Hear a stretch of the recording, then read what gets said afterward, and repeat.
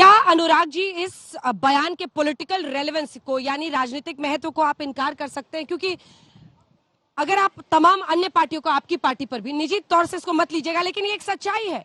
राजनीतिक परिवारों की दूसरी पीढ़ियां जहां अपने अपने पिताओं की राजनीतिक विरासत को संभाल रही हैं, वहां पर एक व्यक्ति आकर सीना ठोक कर ये कहता है कि मैं चाय बेचने वाला था, मैंने सोचा नहीं था मैं पार्लियामेंट पहुंचूंगा, पीएम बना। वो वाले कैमरे में देखिए। देखिए, सबसे मैं तो पहले सबको बधाई देता हूं, देश के सभी नागरिकों को, लोकसभा के सदस्य, राज्यसभा के सदस्य, सभी साथियों को कि उनको नई पार्लियामेंट देश को मिली है। लेकिन सवाल ये नहीं है, सवाल ये भी है कि बार बार हर एक की स्पीच में मैंने देखा कि लोकतंत्र की चर्चा बहुत हुई। मुझे पूरा विश्वास है कि लोकतंत्र मजबूत होगा। अब ये सरकार की जिम्मेदारी बनती है कि लोकतंत्र को कितना मजबूत रखें। लोकतंत्र की बात तो की, लेकिन इतने दिनों में, विगत 9 सालों में लोकतंत्र उतना मजबूत तो नहीं दिखाई दिया जितना देना चाहिए था। जिस तरह के वादे किए गए थे जनता के साथ, वो तो इस पार्लियामेंट से तो पूरे नहीं हुए। अब मैं आशा करता हूं कि जब से भारतीय जनता पार्टी की सरकार आई है, अब जो नई पार्लियामेंट बनेगी, शायद कुछ ऐसा हो, शायद कुछ भारतीय जनता पार्टी के नेताओं में कुछ परिवर्तन हो, उनकी सोच में कुछ परिवर्तन हो, या जनता की जो इंडिया गठबंधन बना है उसके डर के मारे शायद कुछ परिवर्तन हो जाए कि जनता के मुद्दों पे चर्चा होनी शुरू हो जाए, जनता के भले की बात होनी शुरू हो जाए, जो लगातार 9 सालों में देखने को नहीं मिली है। हाँ, मार्केटिंग इवेंट देखने को तो जरूर 9 सालों मिला है, लेकिन किसानों के बारे में आपने देखा होगा, युवाओं के बारे में, महिलाओं के बारे में, खासकर महिलाएं आपके बीच में बोला ही नहीं था। हमने कहा था महिलाओं का सम्मान जहां तक होता है, क्योंकि देश में डर भागा कि नहीं भागा? सुबह से कह रहे थे कुछ अचानक होगा, अचानक आने वाला है, अभी डर बरकरार है कि आने वाले 4 दिनों के लिए?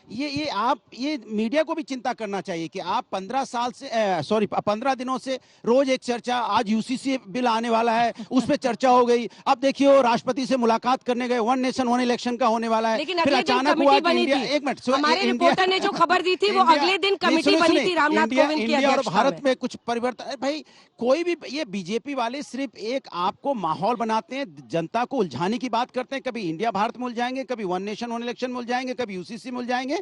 लेकिन अब मुझे विश्वास है नए सदन में जाके कम से कम जनता के मुद्दों को उठाएंगे और जनता को उलझाएंगे नहीं, ना जनता को ना मीडिया को। उलझी हुई बातों को थोड़ा सुलझाइए, पहुंचिए, बॉयकॉट ना कीजिए, बहिष्कार ना कीजिए, अपशब्द ना निकालिए, बहिष्कार ना कीजिए, बैठिए, सुनिए, चर्चा कीजिए। लेकिन एक और सवाल जो अंजना जी ने इससे पहले कहा था, पारदर्शिता को लेकर।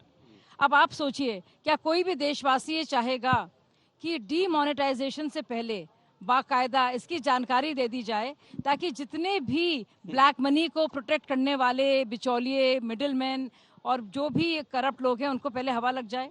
क्या आर्टिकल 370 को खत्म करने से पहले क्या इसकी भी सूचना कांग्रेस पार्टी को और विपक्ष को देने की जरूरत थी, ताकि वहां पे हालात खराब हो जाएं और किसी तरह का उन्माद बढ़े? ये सोचने वाली बात है कि जब जरूरी चीजें होती हैं जो भाजपा का हिस्सा के मैनिफेस्टो का हिस्सा रही हैं, उनको कारगर साबित किया जाए, उनका क्रियान्वयन हो और संभाल कर हो, ताकि ज्यादातर लोगों तक ज्यादा फायदा पहुंचे। और यही मंशा रही है, और इसीलिए प्रधानमंत्री ने दलगत राजनीति से ऊपर उठकर सारे के सारे जितने भी पूर्व प्रधानमंत्री रहे हैं उन सबके योगदान को ना सिर्फ सराहा है, बल्कि उसकी व्याख्या बहुत अच्छे शब्दों में की है।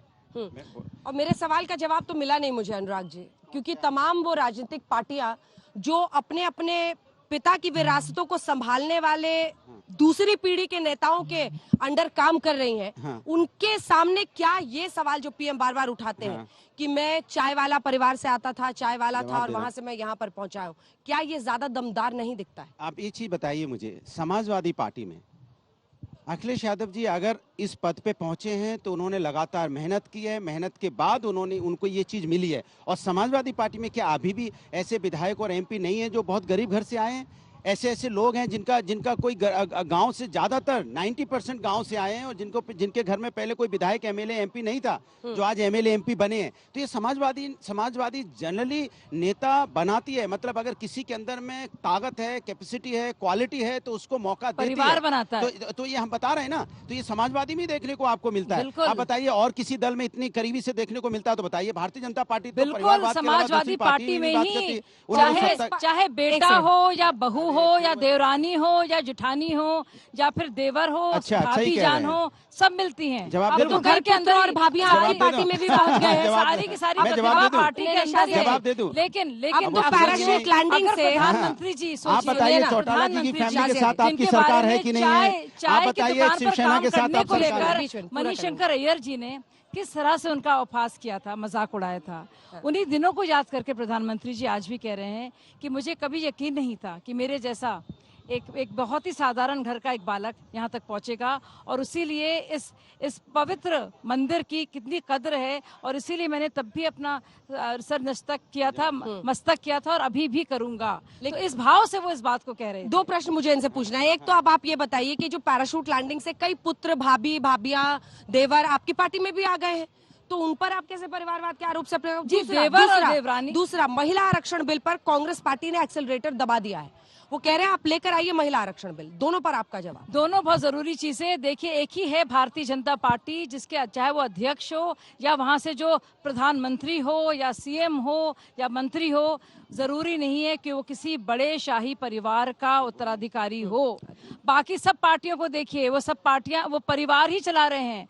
यहाँ पे भारतीय जनता पार्टी के लिए पूरी दुनिया ही एक परिवार है, लेकिन पूरा परिवार ही और खुद का कुनबा ही इन सारी पार्टियों का के लिए अर्थ और पृथ्वी है। ये फर्क है दोनों पार्टियों में। जवाब अच्छा, दीजिए। देखिए, दूसरी बात, भारतीय जनता पार्टी महिला की- आरक्षण पर उन्होंने बोला, एक बार वो जवाब दे ले, फिर आ रही हूँ उस पे। हाँ। देखिए, भारतीय जनता पार्टी का परिवारवाद के मतलब होता है कि मेरे दल में आ जाओ तो आप परिवारवादी नहीं हो। सिंधिया फैमिली पूरी की पूरी इनके दल में आ गई है भारतीय जनता पार्टी में। अब वो परिवारवादी पार्टी नहीं बची जिसके लिए लोग हल्ला मचाते थे। शिवसेना के साथ सरकार बना रहे हैं, एनसीपी के साथ सरकार ये महाराष्ट्र में बना रहे हैं, अब वो परिवारवादी नहीं है। चौटाला जी के साथ सरकार हरियाणा में बना रहे हैं, परिवारवादी नहीं है। उत्तर प्रदेश में अपना दल को अपने साथ लेके बना रहे हैं, उनकी सरकार में परिवारवादी नहीं है। बागडोर कौन संभाल रहा है? कौन है पार्टी का अध्यक्ष? कौन है सीएम उम्मीदवार? कैबिनेट मंत्री बना देंगे जिनके पिताजी चीफ मिनिस्टर थे, वो परिवारवादी में नहीं है। प्रदेश वर्मा आपके यहाँ पे एमपी हैं, उनके पिताजी चीफ मिनिस्टर थे, परिवारवादी नहीं है। मतलब आपके यहाँ परिवारवादी का मतलब होता है कि हमारे पास आ जाओ। लेकिन हमारे यहाँ ये होता है कि हमारे यहाँ ये है कि जो काम करेगा, जिसके अंदर कैपेसिटी होगी, वो इलेक्शन जीत के आएगा। दूसरी बात, आप भ्रष्टाचार की भी तो ऐसी बातें करते थे ना। माने हमारे पार्टी के बाहर रह के अगर आपके भ्रष्टाचार के आरोप तो लगेंगे, लेकिन जब बीजेपी में आ जाओगे तो आप पे भ्रष्टाचार के आरोप हम लगाना बंद कर देंगे और आपको साफ सुथरा बताना शुरू कर देंगे। तो आप ये बताइए ना कि आप डबल चेहरा लेकर राजनीति कर रहे हो। आपके साथ आप बताइए, चिराग पासवान जी परिवारवादी में नहीं आते? आज आप पहले तो उनकी पार्टी को आपने दो टुकड़े में कर दिया, अब उनकी पार्टी को दोबारा जोड़ने में लगे। कमाल की बात है भाई। उस कैमरे में देखिए वहां पे। हाँ, बोलिए। क्या भारतीय जनता पार्टी का पूरा एग्जीक्यूटिव जो रैंक है, ऑफिस बेयरर्स हैं या प्रेसिडेंट हैं, यानी कि अध्यक्ष उसके, या जो भी उम्मीदवार हो प्रधानमंत्री पद का या सीएम पद का, क्या किसी एक परिवार से हैं? यहाँ तो भाई सोनिया गांधी जी के बाद सिर्फ राहुल गांधी नजर आते हैं, मुलायम सिंह के बाद सिर्फ अखिलेश यादव ही नजर आते हैं, और ममता बनर्जी को अपने से भांजे नजर आते हैं। हाँ। और वहाँ पे टीआरएस को अगर के साथ एक ब्रेक का टाइम हो गया है, लेकिन आरोप दोनों तरफ से लग रहे हैं। संघर्ष 2024 का शुरू हो चुका है, लेकिन विशेष सत्र की शुरुआत हो गई है। पूरे देश की नजर है कि क्या कुछ वाकई अचानक हो सकता है, जैसी आशंका जाहिर की जा रही है विपक्ष की तरफ से। लेकिन सरकार ने अपने एजेंडे में 8 बिल रखा है।